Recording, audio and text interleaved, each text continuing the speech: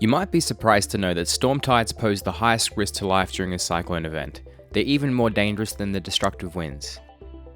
In cyclones and storms, there is a risk for damaging tides to affect the Whitsunday region, as it's made up largely of coastal and island communities.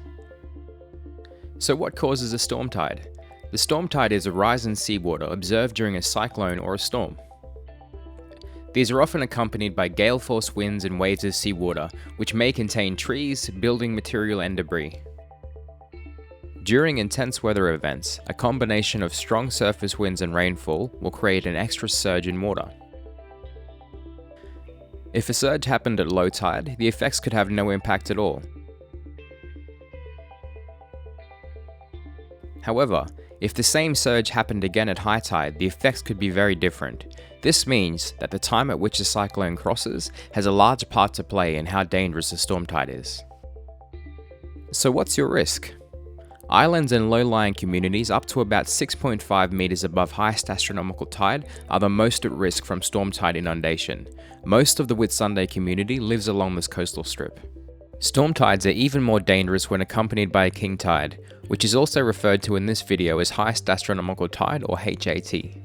In some circumstances, the Whitsunday Disaster Management Group in conjunction with the Queensland Police Service may issue voluntary evacuation notices, or directed evacuations depending on the risk. So what are your evacuation options? You can organise to stay with friends or family who live outside the evacuation zone. You can leave or evacuate the cyclone warning area entirely. Or you can go to a public cyclone shelter. These are only open for Category 3, 4 and 5 cyclones and should be used as a last resort. If your evacuation zone is at risk and it's too late to leave, shelter inside your house. Find the highest and safest part within your home. The new evacuation zones have been broken up into 5 colours: red, orange, yellow, blue and white, and these are sorted based on their level of risk. The red zone is considered extreme risk. This has the highest likelihood of being evacuated. The red zone may experience storm tide effects at 1.25 meters above highest astronomical tide.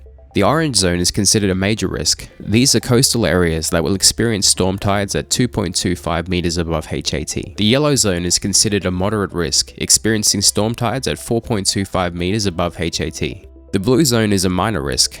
These areas may only experience storm tides at 6.25 meters above HAT. If you're in the white zone, you have a very low risk of inundation or isolation. In the new evacuation zones, each property is assigned only one color. The maps are now clearer and easier to understand. The evacuation routes are now included. This means that planning and execution for both emergency services and the community is a lot more efficient.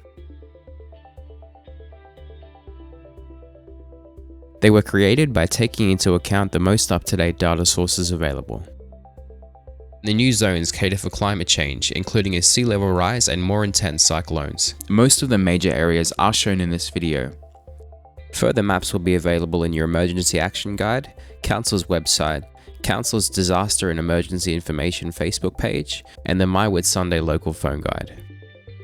Whitsunday Island resorts are not assigned a colour, as each resort is responsible for their own disaster and evacuation planning.